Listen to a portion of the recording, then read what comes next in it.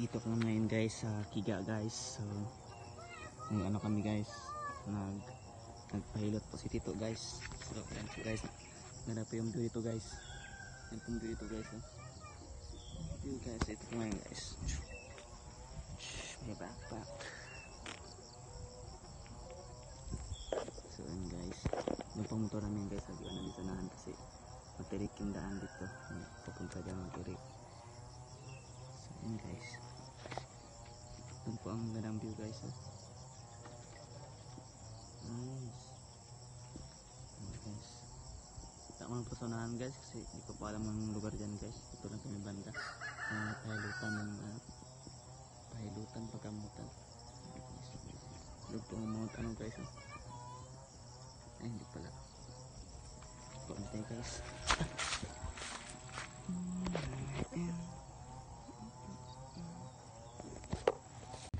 Hello guys. Dito po tayo ngayon sa Rempes. Kaya na puta kami ng Kiga. So ngayon dito na kayo sa Rempes. So ito po yung view ng Rempes po. Diyan po yung nagpahilok si Tito po. Diyan po yung mga view. Yan, maganda po yung view dyan.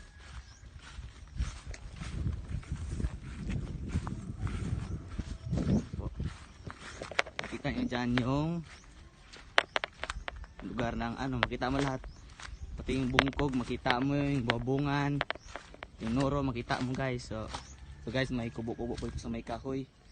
Malaking kahoy, may kubo po dito. Napilitan pa yan. So yun po guys, napakaganda po ng view dito guys. Tingnan guys. Medyo maulap nga lang guys, hindi makita yung kulay blue na ano. Kulay blue. Malita yung kulay blue, doon lang mabanda may kulay blue guys.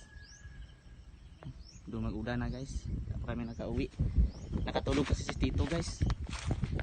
Nakatulog siya dun sa ginapaanoan niya. So yun lang guys. So maraming salamat sa pakikinood. See you to the next video. God bless. Bye bye.